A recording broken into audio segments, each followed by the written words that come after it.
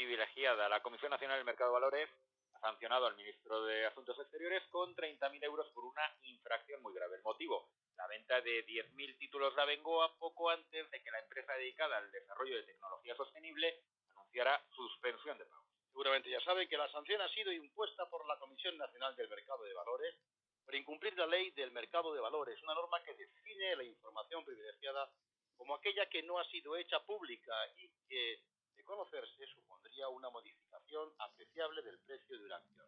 La comisión concluye que Borrell buscó información sobre Abengoa y que lo averiguado, sin que esos datos hubiesen trascendido a los mercados, le permitió vender antes del anuncio de Abengoa, que a la postre protagonizó la mayor quiebra de la historia de España, superando a la de Martín Zafal. Así que Borrell ha decidido no recurrir la decisión de la Comisión Nacional del Mercado de Valores porque sería ir contra su propio gobierno, y mientras la oposición reclama, normal, la dimisión del ministro de Exteriores. El gobierno le apoya sin mucho convencimiento. La cuestión es si la comisión lleva a cabo un buen trabajo o no. Por aportar cifras, la Unidad de Vigilancia de los Mercados, el organismo responsable de controlar ese uso de información privilegiada, cerró 3 expedientes por utilizarla en 2016 y 8 en 2017. Cifras que parecen pequeñas para un mercado como el español, que en un día cualquiera puede mover acciones por importe de entre 1.000 y 1.500 millones de euros en el IBEX 30.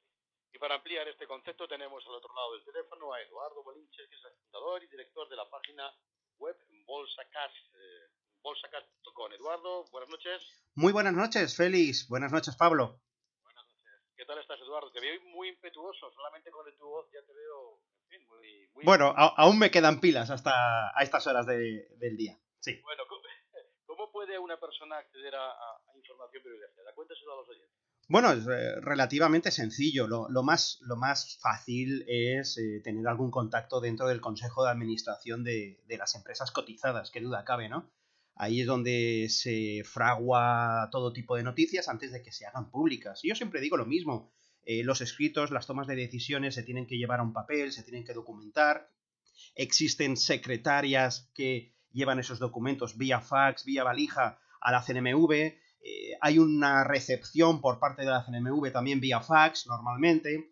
Esos empleados, pues bueno, yo siempre digo que todos, tanto en la emisión del documento como en la recepción del documento, todos los empleados tienen familiares, tienen amigos, tienen queridas. Efectivamente, siempre se suele trabajar haciendo uso de esa información, pues nunca en primera persona, ¿no? Entonces, bueno, esa es una forma bastante sencilla.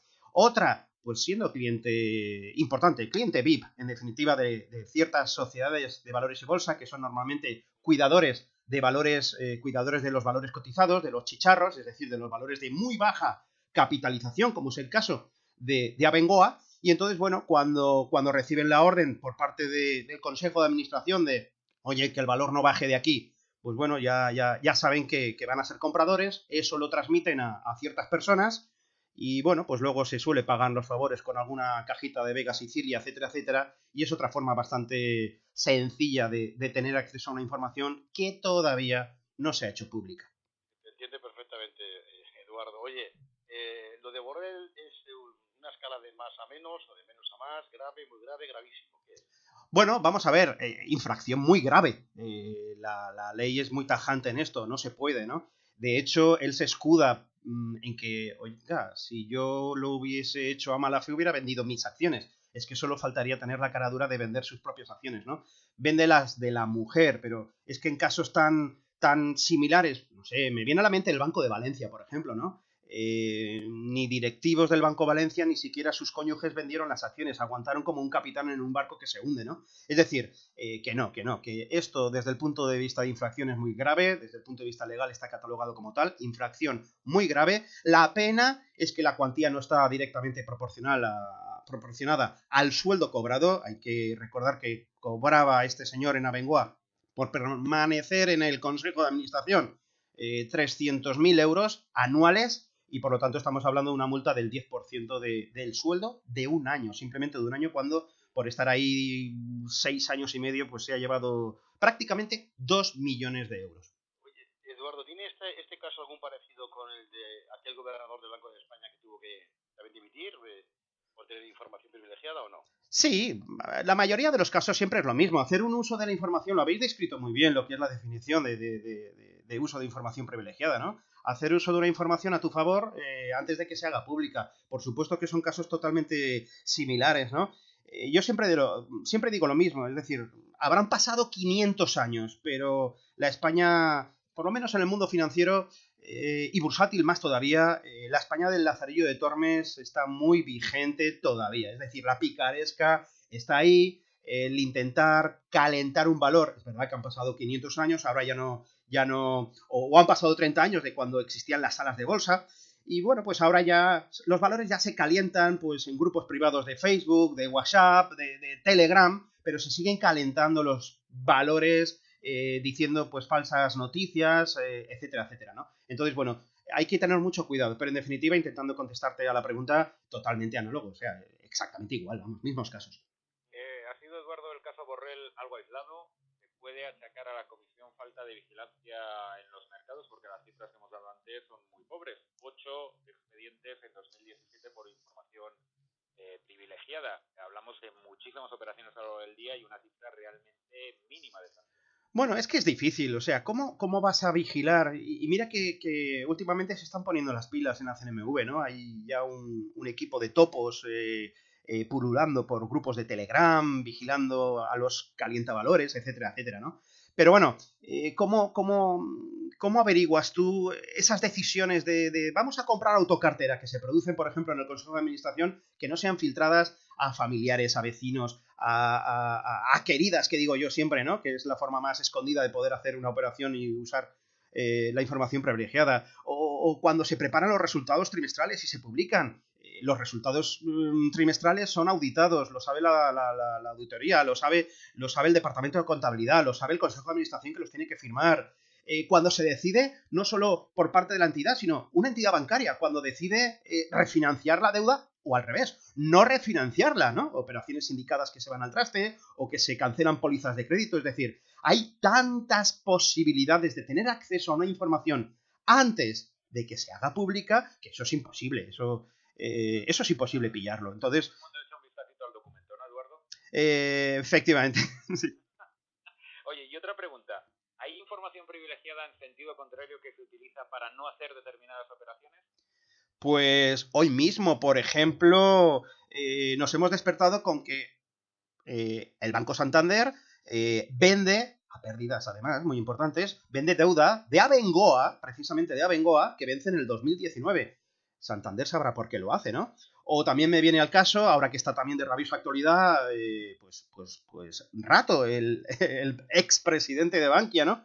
Que sí, que tuvo que dar ejemplo comprando 250.000 euros en la OPV de Bankia, pero que nunca más se supo, es decir, nunca más compró acciones, ¿no? Cuando es lógico y normal, pues que, bueno, pues los presidentes de Telefónica cuando llegan compran, o te compran stock options, o el de Repsol también compra, todos anuncian que compran, sacan ego para hacerse publicidad de ello, ¿no? Raro que Rato solo hiciese la primera aportación, ¿no?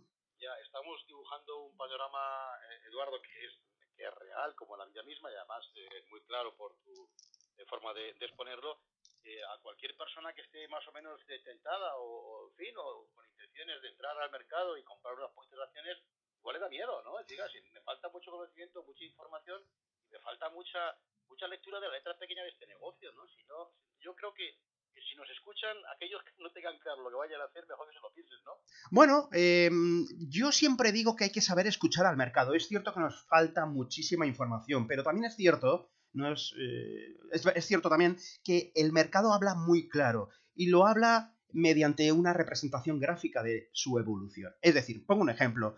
Si hay información privilegiada a la cual yo no tengo acceso, y ya lo damos por hecho, pero las personas que sí que tienen acceso a esa información privilegiada van a comprar acciones o venderlas. Eso sí o sí va a quedar reflejado en la cotización y por lo tanto va a quedar reflejado en el gráfico de la cotización bursátil. Por lo tanto, sepamos o no la información, todo queda en un gráfico. Si hacemos memoria gráfica de la evolución de Abengoa, sí que es cierto que el señor Borrell pues vendió, oye, un día antes de bajar un 66%, de golpe, pues porque, oye, preparó el preconcurso de acreedores, ¿no? Lo anunció, ¿no? Pero bueno, la historia venía de antes, o sea, una clarísima pauta de máximos decrecientes, es decir, cada vez que el valor rebotaba nunca alcanzaba un precio superior al anterior, ¿no? Es lo que estamos viendo en Día, es lo que estábamos viendo en su momento en el Banco Popular, es decir, desconoceremos la información, pero el gráfico habla, solo hay que escucharle. Lo que pasa es que eso exige un cierto conocimiento, aunque sea poco, por parte de un inversor que se quiera meter unos ahorros en la bolsa, ¿no? Pues... Todo porque tiene que saber traducir un gráfico. Pues no puedo estar más en desacuerdo contigo, Félix. Solo hace falta acceso a Internet, poner gráfico de Día, gráfico de Popular en su momento, gráfico de Abengoa y ver cómo lo que estás viendo delante de tus ojos es una escalera que baja. Una escalera, es decir, unos dientes de sierra que van a la baja y no unos dientes de sierra que van al alza. Es decir, la escalera, si baja, ahí no tenemos que hacer nada. Si la escalera es alcista, ahí sí que tenemos que estar. Por lo tanto, formación bursátil, sí, de acuerdo, de hecho nos dedicamos a ello, pero es que he hecho la prueba. Hasta un niño de 8 años es capaz de hacer un buen análisis con este truco de la escalera que sube y la escalera que baja. Oye, la gente que te sigue en tu web, en bolsacash.com, ¿qué opinión tienen de lo que está ocurriendo con Rato? ¿Hay alguna opinión general? ¿Hay divergencias? Bueno, es otro caradura más de los muchos que hay, ¿no? Es decir, aquí a la gente le pierde el dinero, sobrepasa el deseo de tener dinero a la moralidad. Y bueno, pues es una línea delgada que muchas personas pues no tienen ningún reparo en rebasarla. Y bueno, pues lo bueno o la moraleja de todo esto es que al final la justicia está ahí, ¿no? Y bueno, pues uno está en la cárcel y el otro pues está ahora con una presión mediática que vamos a ver si dimite o no. Por él está claro que no.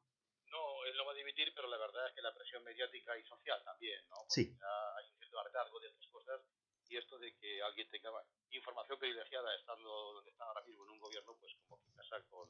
Sí, pero la vergüenza que tienen es suficiente como para aguantar en el poder con los tictes si hace falta, ¿eh? Bueno, Eduardo, gracias Eduardo Bolinches, fundador y director de la página web bolsacash.com. Un saludo muy cordial y hasta la próxima, Eduardo. Muy bien, igualmente Félix, Pablo, adiós.